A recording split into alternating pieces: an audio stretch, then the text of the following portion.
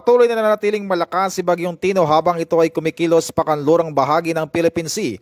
Ayon sa Pag-asa, ang sentro ng bagyo ay huling namataan 235 km silangan timog silangan ng Guian Eastern Samar.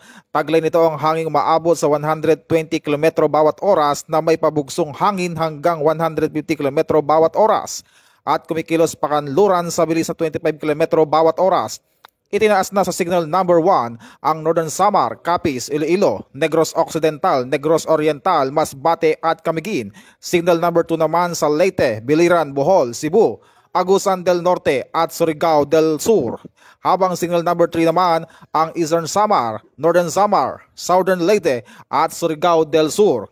Manatiling nakatutok sa mga opisyal na anunsyo at update mula sa DOST Pag-asa at mga lokal na otoridad. Ako po si Patrolman Adrian Dayaw, nagbabalita para sa PNN Weather Updates.